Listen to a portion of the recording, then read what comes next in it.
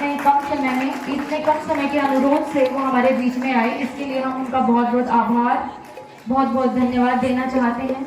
Shawl और स्मृति चिन्ह भेंट कर हमारी तरफ से, विश्वविद्यालय परिवार की तरफ से उन्हें सम्मानित किया जा रहा है। कुलपति महोदय डॉक्टर रणपाल सिंह जी साथ हैं। हरियाणा उत्सव के आज के समापन समारोह में बहुत ही आदरणीय डॉक्टर कृष्ण मिड्डा जी, विधायक जी, मेरे बड़े भाई vice chancellor CRSU university Shri Ranpal Singh ji, एक स्वर्णिम भारत के पहरेदार के रूप में तैयार की जाने वाली युवा पीढ़ी को मार्गदर्शन देने के लिए उपस्थित है सभी फैकल्टी मेंबर्स और युवा पीढ़ी के मेरे दोस्तों, मैं अपनी बात कहने से पहले अपने कॉलेज की यादों में आ गया था और उसके लिए 2 लाइनें आपके लिए बोलता हूँ। एक चुराया हुआ शेर है, थोड़ा तोड़ा मरोड़ा भी है। मैं कैसे मौसम सुहाना देखूं, मैं कैसे मौसम सुहाना देखूं, मैं इन कॉलेज की यादों से निकलूं तो जमाना देखूं।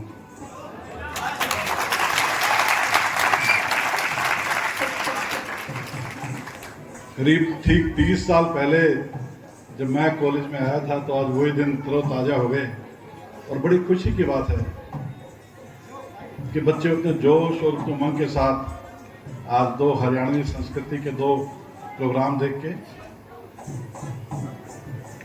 दिल को बहुत बहुत खुशी हुई। और वो सभी प्रतिभागी, वो सभी बहादुर प्रतिभाओं के धनी सभी बच्चे जिन्होंने यहाँ पे प्रोग्राम पेश किए, इन 2 दिनों में हरियाणा की अलग अलग यूनिवर्सिटी से, अलग अलग कॉलेज से आए हुए प्रतिभागियों को सभी को बहुत बहुत बधाई। और मैं बधाई देना चाहूँगा एक बार फिर CRSU यूनिवर्सिटी के एडमिनिस्ट्रेशन को, यहाँ के स्टाफ को और जिन सभी लोगों ने इस बहुत ही सुंदर और खूबसूरत प्रोग्राम की तैयारियाँ कराई हैं, और प्रतिभागियों को और आप सभी दर्शकों को धन्यवाद, बहुत बहुत आभार। हमको असमंजस में डाल दिया, अब हमें भी कुछ ना कुछ सोचना पड़ेगा। कॉलेज में तो हम भी पढ़े हैं। सबसे पहले तो मैं SP जी का, सुमित कुमार जी का बहुत बहुत आभार व्यक्त करता हूँ।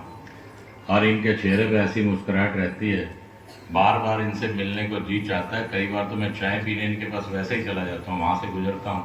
और सबसे बड़ी बात कि जींद की बागडोर इतने अच्छे ढंग से संभाली हुई है। मुझे अगर किसी काम की वजह से रात को 12 बजे भी फ़ोन करना पड़ा तो उन्होंने फ़ोन उठाकर मेरी बात सुनी और उस पर कार्य किया। इसके लिए मैं दिल की गहराइयों से इनका आभार व्यक्त करता हूँ कि जिनको एक ऐसे ऑफिसर की आवश्यकता भी थी, और जब भी अगर कोई बात की तो उन्होंने उस बात को पूरा करने का काम किया। और जैसी सूरत है उसी हिसाब से काम करने का भी काम करते हैं। और मुस्कुराता चेहरा, और आज के टाइम में तो ये कहेंगे कि मुस्कुराता चेहरा ही अच्छा लगता है। और फिर इतनी टेंशन होने के बाद भी अगर चेहरे पे मुस्कुराहट रहे तो फिर वो तो कुदरत की देन है, तो परमात्मा की अलग से बख्शिश है। और वहीं VC साहब का, डॉक्टर रणपाल जी का जितना आभार व्यक्त करूं उतना कम है। मैं जब भी किसी काम के लिए आया तब भी इन्होंने बात को बड़ी सादगी से सुना, और विशेष तौर पर इस यूनिवर्सिटी को आगे ले जाने में इनका बहुत सहयोग है। मेरे पिताजी ने इसको रीजनल सेंटर से यूनिवर्सिटी में तब्दील कराने का काम किया, और आज मेरे ख्याल से 150 करोड़ रुपए का काम इस यूनिवर्सिटी में चल रहा है। कितने ला कॉलेज भी आया। इस प्रकार से अलग अलग तरीकों से इस यूनिवर्सिटी को संभालने का काम बहुत लंबे समय के बाद, ज़्यादा लंबा समय तो नहीं हुआ इस यूनिवर्सिटी को बने हुए, लेकिन इसको आगे ले जाने में इन्होंने अहम भूमिका निभाई है। चाहे वो कल्चरल प्रोग्राम हो, चाहे वो शिक्षा का मामला हो, चाहे वो स्पोर्ट का मामला हो।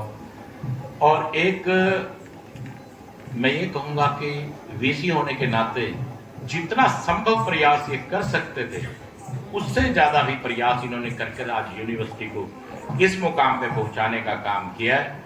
इसके लिए मैं विधायक होने के नाते भी इनका बहुत बहुत आभार व्यक्त करता हूँ। वहीं पर प्रोफेसर एस.के. सिन्हा जी जो बिहार से, और मैं भी बिहार से पढ़ा हूँ, मुझे जब भी इनसे बात करता हूँ तो बिहार की याद आ जाती है। और DSW doctor Jasvir Singh ji, doctor Kuldeep नारा जी, डायरेक्टर डॉक्टर विजय जी और यादवेंद्र खरब साहब जो हमारे मेरे पिताजी के साथी रहे, और असिस्टेंट डायरेक्टर डॉक्टर ममता जी, डॉक्टर आनंद जी, सुरेंद्र जी ओझा जी, जो मैडम ज्योतिषराम जी और DPRO डॉक्टर देवेंद्र जी। यूँ तो क्योंकि शेर SP साहब ने सुना, मुझे सोचने में भी समय लग गया कि क्या सुनाऊं।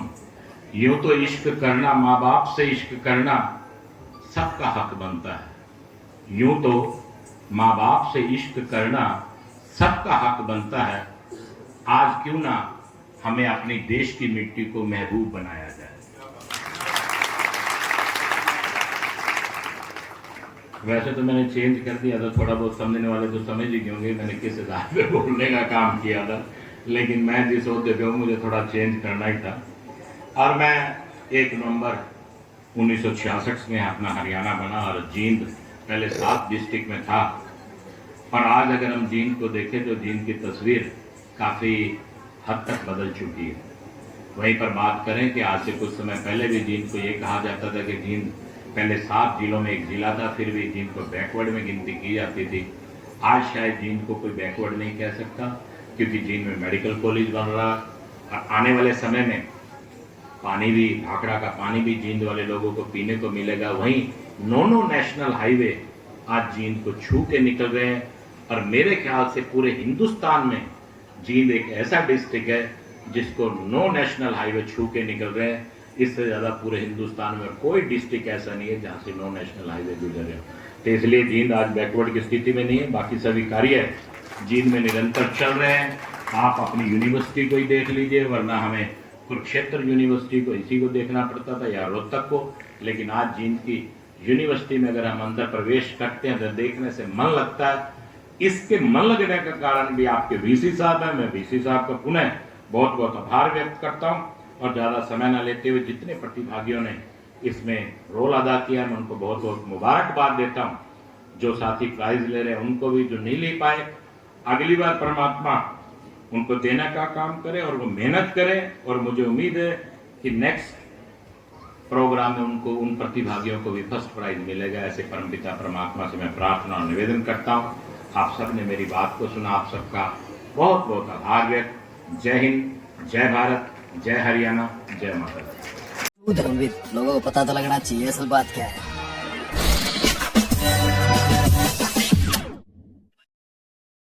Like, share and subscribe this channel, and don't forget to follow my account on Instagram also.